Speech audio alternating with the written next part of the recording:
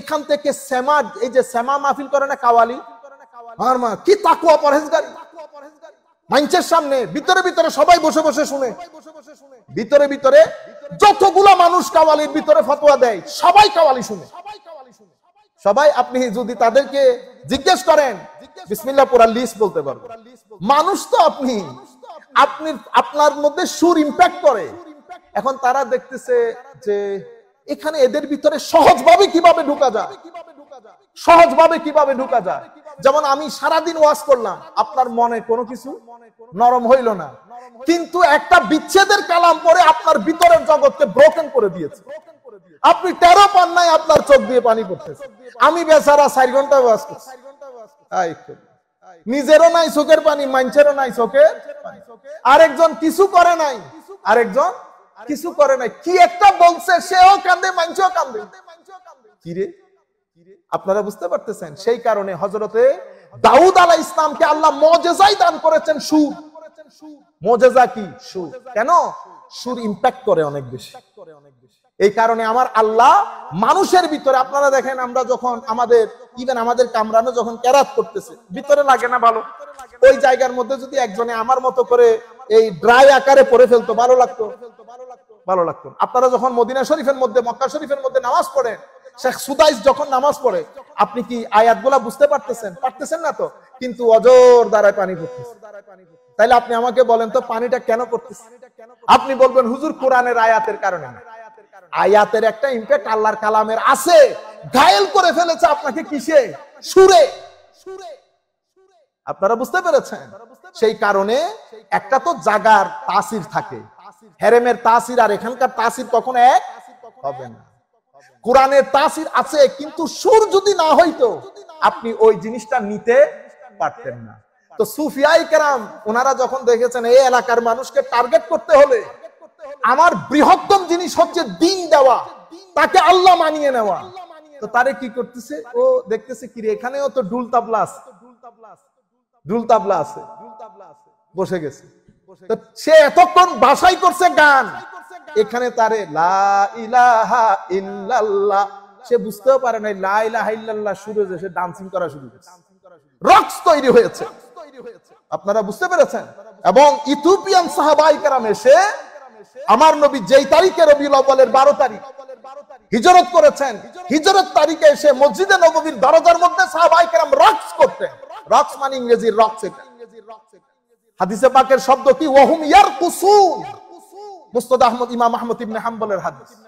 তারা রক্স করত। এখন বললে আপনারা নিতে পারতেছেন? শিরকের ফতোয়া, বেদাতের ফতোয়া পাগল করে রেখে দিয়েছে উম্মতে মুহাম্মদ সাল্লাল্লাহু আলাইহি ওয়াসাল্লাম। এখন বললে এই যে এগুলা এমনিতে আসছে, এগুলা বুঝতে পেরেছেন? যাই হোক, এই যে আপনাকে সুযোগ করে দিয়েছে লা ইলাহা, এই যে বাবা মুহিউদ্দিন রহমাতুল্লাহ আলাইহি যেখানে ফিলাডেলফিয়া, আপনাকে বলেনও নাই ওযু করেন, নামাজ পড়েন, উনি নিজে নিজে ওযু করতেছে, নামাজে দাঁড়াইছে। তোরা জিজ্ঞেস করতেছে এগুলা কি করতেছে? আমি ফ্রেশ হচ্ছি পানি দিয়ে। আমরা হইতে পারবো? Why not.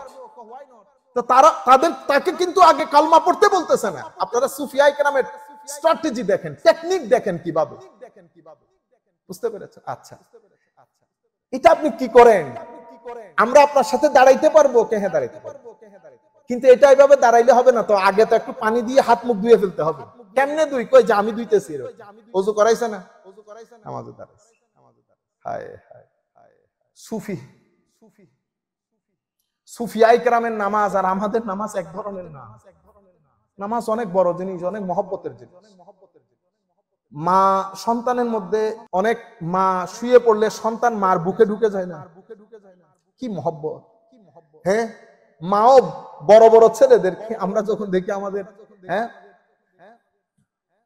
আমাদের বড় বড় খালাতো ভাই, চাচতো ভাইকেও দেখছি, মারে জড়াই ধরছে, মা ছাইরা দে, ছাইরা দে, তুই বড় হয়ে গেছ, ধরে না।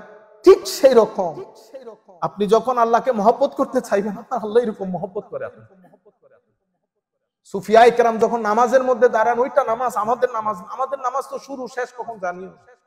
আমরা তো শুরুর সময় মহব্বত আসে না, আমরা শেষ কিভাবে করব সেটা চিন্তার মধ্যে। অর্থাৎ নামাজ মনে হয় যেন বোঝ হয়ে গেছে আমাদের। সুফিয়ায়ে কেরামের নামাজ সেরকম না। এদের নামাজ মানুষকে ইম্প্যাক্ট করে। দাঁড়াইছে তো দাঁড়াইছে কিয়ামের মধ্যে, কিয়াম তো কিয়াম, এরপরে রুকু সুজুদ, তারা নামাজ সালাম ফিরাই বলতেছে এটা তো একটা স্পিরিচুয়াল আজীব শান্তি। এটা কেন পাইলেন? এটা কিরকম হইল? এটা এটার জন্য দুইটা শব্দ পড়তে হয়। কি এটা করলে তো তালা কি হবে? আনলক হবে। How to do it? You just say আশহাদু আল্লা ইলাহা ইল্লাল্লাহ ওয়া আশহাদু আন্না মুহাম্মাদার রাসূলুল্লাহ। That's it, finish. দেখছেন এই মুসলমান হয়ে গেছে, কিন্তু এই মুসলমান হয়ে গেছে। হিন্দুরা টং টং টং টং বাজাইছে না সারা রাত। সুফির দরবারে সুফি চিন্তা করছে এই টং টং আলারে কি করা যায়, কি করা যায়। পরে দফ আর হারমোনিয়াম দিয়ে বসাই দিছে, লা ইলাহা ইল্লাল্লাহ। এও প্রথমে খুব করছে, পরে দেখে যে না এর এই ওয়াজ দেশে গেছে, ওয়াজ দেশে গেছে। পরে বলতেছে না কালকেও আসতে হবে, পরশু আসতে হবে। আস্তে আস্তে সেও বুঝে নাই সে কখন মুসলমান হয়ে গেছে। এরপরে বলতেছে হুজুর আমি তো আপনাকে ভালো লাগছে, আমি তো দিন কবুল করে ফেলছি। হুজুর এলাকার মধ্যে তো আমাকে মেরে ফেলবে ওরা, আমি যদি বলি আমি মুসলমান হয়েছি। তবে এটা এলাকায় বলতে হবে, এলাকায় তুই নিজে ভিতরে রাখ তুই যে মুসলমান হয়ে গেছিস। তো হুজুর আমি মারা গেলে সেটা আল্লাহ দেখবে, সেটা আল্লাহ দেখবে। অসংখ্য জায়গার মধ্যে এই ঘটনা বর্ণিত হয়েছে। এই সমস্ত সুফিয়ায়ে কেরামের সাথে সম্পৃক্ত লোক যখন মারা যায়, আমার আল্লাহ গায়েবী ভাবে তাদের জানাজার ব্যবস্থা করে। জ্বালাইতে যায় জ্বালাইতে পারে না, পুরাইতে যায় পুরাইতে পারে। আপনারা বুঝতে পারছেন? বাইরে থেকে আজকে 500, 600, 250, 300, 100 বছর পরে এসে আপনারা ফতোয়া লাগাইতেছেন, এখানে এই যায় ওখানে সে যায়। গোরার খবর রেখেছেন? হুজুর সবকিছু থেকে তো বের করে দিয়েছে, কোথায় যাব? বেটা আমার সম্পদ আছে। এই মুরিদদেরকে বলছে কালকে যা টাকা পয়সা আছে নিয়ে আস। কেন হুজুর? ওই 2-4 জন মুসলমান হয়েছে, এদেরকে সহযোগিতা করতে হবে। আচ্ছা, এরপরে সমাজের গরিব দুস্থ মানুষ এসে জমে যাচ্ছে, কি করতে হবে? এই সমাজের মধ্যে যারা একটু টাকা পয়সা দেন, এই যে খাওয়া দাওয়া শুরু হয়েছে মাজারে পাকগুলার মধ্যে, আজকের দিন পর্যন্ত মালিক শাহ রহমতুল্লাহি আলাইহি সেদিন ইন্তেকাল করেছেন আমাদের উপদ্বীপ, আমাদের হেলাল ভাই চেনে, 5000 লোক সকাল বিকাল খাদ্য গ্রহণ করে। How many people? 5000 people. Can you imagine? Enayetpur দরবারের মধ্যে আমি জোহরের নামাজ পড়ে বের হয়েছি, দেখি লঙ্গরখানা ওপেন। বেটা কাদেরকে খাওয়ান? হুজুর সবাই, মুসলিম নন মুসলিম সবাই। 1200 থেকে আর 2000 লোক ডেইলি খাদ্য গ্রহণ করতেছে। হেন কোন দরবার আছে খাদ্য খাওয়াচ্ছেন? আপনি পারবেন? আমার ঘরের মধ্যে কোনো মেহমান আসে এখন? বুঝতে পেরেছেন? এই আন্দাজে দিনগুলা প্রচার হয়েছে। এটার উপরে যখন দেখতেছে মুসলমানদের এই জায়গাগুলাকে বন্ধ করে রাখার কোনো উপায় নাই, তখন আমাদেরও পতন হলো। ওয়েস্টার্ন কান্ট্রি গিয়ে আমাদের উপর সায়ের হলো। তারা মিডল ইস্টের 2-1টা তেল সমৃদ্ধ দেশকে একসাথে নিয়ে ফতোয়ার বাজার গরম করলো। উদ্দেশ্য কি? উম্মতে মুসলিমার এই কাজটাকে বন্ধ করে তরুণ প্রজন্মকে মাজার বিমুখ করতে। কারণ এটা তো এনার্জি, পজিটিভ এনার্জি, যেই যাবে পজিটিভলি এনার্জেটিক হবে। এখন তরুণ প্রজন্মকে যদি এখান থেকে দূরে রাখতে চায় তাহলে কি করতে হবে? সব জায়গায় বেদাত শিরকের ফতোয়া লাগিয়ে দাও, কনফিউজ করে দাও উম্মতে মুসলিমার। আপনারা দেখতেছেন না বাবা মহিউদ্দিন রহমতুল্লাহ আলাইহি কোন লেখাপড়া আছে? কিছুই তো নাই, গ্রামীণ লোক। পেনসিলভেনিয়ার মধ্যে সে পাগল করে দিছে না? আমরা পারছি একটা আমেরিকানকে মুসলমান বানাইতে, সত্যিকার আমেরিকান যারা একেবারে অরিজিনাল সায়েন্টিস্ট, প্রফেসর, ইঞ্জিনিয়ার, পারছি? পারি নাই। এই ভদ্রলোক থেকে পাহাড় থেকে উঠে এসে এখানে সবাইকে ইসলাম কবুল করে কি একটা মানে রেভলিউশন তৈরি করে দিয়েছে। কিভাবে করেছে? এটাকে রুহানিয়ত বলে, মহব্বত, রুহানিয়ত। আমি তরুণ প্রজন্মকে এই জিনিসগুলোর প্রতি উদ্বুদ্ধ করতে চাচ্ছি। আমাদের ছেলে পেলেগুলা আপনাদের সহযোগিতা প্রয়োজন। তারা ডিপ্রেসড, তারা ইউনিভার্সিটিতে গিয়ে বন্ধু বান্ধবদের সাথে মিশে বিভিন্ন ধরনের এডিকশনের সাথে জড়িত হয়ে যাচ্ছে।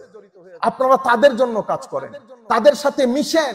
আপনারা যে এলিট ক্লাস দেখাইতেছেন, কারোর সাথে মিশেন না, কথা বলেন না। এরকম করলে তো তরুণ প্রজন্ম সহযোগিতা পাবে। আমরা শুধুমাত্র এই জায়গা মেনটেন করতে গিয়ে পুরা আমেরিকার বিভিন্ন স্টেট থেকে সবাইকে একসাথে করে এই যে নর্থ আমেরিকান মুসলিম অ্যালায়েন্স যেটা করেছি, যেটা 28-29 তারিখ আমাদের কনভেনশন হবে, উদ্দেশ্য একটাই, এই ধরনের কিছু করেন, আমার নবী খুশি হবেন, আমার আল্লাহ খুশি হবে। আমরা আর কথা না বাড়াই। তো পবিত্র কোরআনের মধ্যে তাইলে আপনারা একটা মৌলিক জিনিস জানতে পেরেছেন, কনটেক্সট থেকে বের হয়ে আয়াত যেগুলা কাফের মুশরিকদের জন্য নাজিল হয়েছে সেটা মুসলমানদের দিকে নিয়ে যাওয়া, এটাকে বলে খারেজিয়ত। এটাকে বলে খারেজিয়ত, উগ্রপন্থা অবলম্বন করা।